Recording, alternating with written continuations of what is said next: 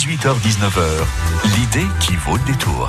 Remettre des projets industriels sur des rails où l'humain est au centre des intérêts. C'est signé Aubry Concept. On a souvent la mauvaise image d'une entreprise qui va mal et pour que ça aille mieux, eh bien, le patron décide de virer tout le monde. Sauf que là, ce sont les employés qui cherchent les solutions à apporter au patron. Et oui, désolé patron, partager son savoir-faire de 25 ans et le savoir-être aussi pour améliorer la rentabilité du site en trouvant des solutions en interne.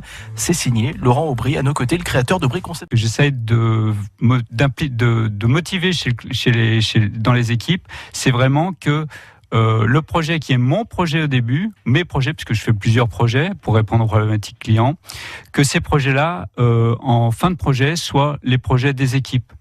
Et c'est-à-dire que c'est plus moi qui vais me battre pour appliquer les projets, pour faire des investissements, c'est eux qui vont défendre leurs idées. C'est eux qui, fièrement, vont pouvoir présenter les projets à leur patron. Voilà, donc pour moi, c'est vraiment important, des projets par les hommes et pour les hommes. L'humain au centre des intérêts pour sauver les entreprises, notamment les PME qui sont souvent en difficulté. Vous nous raconterez votre expérience et aussi quelques anecdotes sur, eh bien justement, ces 25 ans de métier que vous avez, d'expertise désormais. Et cette expérience, vous avez maturé. C'est quand même le patron qui paye ma prestation, mon contrat. Donc il faut qu'il s'y retrouve. C'est mieux. C'est mieux pour lui. Ouais. Et donc on peut faire de la rentabilité, on peut faire de la performance, mais pas contre les opérationnels, pas contre les opérateurs ou les gens qui travaillent sur les sites de production, mais véritablement avec eux. C'est une équipe. C'est une équipe et c'est vraiment de là que je tire ma fierté. J'ai la chance surtout, et je tiens aussi à les remercier, d'avoir des patrons qui jouent le jeu et qui sont vraiment demandeurs, parce que c'est des patrons qui sont vraiment dans une attente de pouvoir conserver leur site de fabrication en France. Évidemment, ils y tirent un intérêt, parce que vous voyez bien, il y a un engouement pour le Made in France. Oui.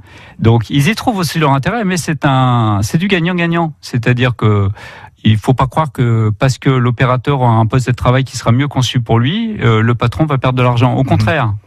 Au contraire, voilà, c'est ça que je défends et j'ai envie de défendre ça.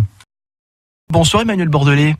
Bonsoir. Bienvenue, vous êtes avec nous depuis la Loire, centre de la France, un petit peu loin de la Côte d'Azur et de chez nous. Du coup, M. Aubry s'est adapté très très rapidement, que ce soit dans le vocabulaire, parce que des fois il y a des notions d'amélioration continue qui peuvent faire peur, de vocabulaire un peu qui peuvent faire peur le personnel. Donc là, il a très bien adapté et le vocabulaire et aussi les outils. Il n'est pas arrivé avec une caisse à outils tout adaptée. Non, il a adapté ses outils à l'ambiance et au personnel.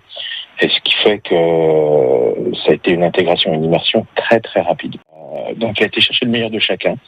Et aujourd'hui, le personnel se sent vraiment satisfait de cette démarche-là parce qu'ils ont l'impression que ce sont leurs idées. C'est pas une impression d'ailleurs. C'est plus qu'une impression. Ce sont leurs idées qu'on a mis en place et qui ont fait grandir l'entreprise. Et ils sont contents d'avoir pu d'abord plancher dans un bureau pour aujourd'hui le voir en pratique. On était directement avec le personnel et c'est eux qui ont fait grandir tout ce projet-là. Mais à l'aide, grâce aux outils qu'a apporté M. Aubry du coup.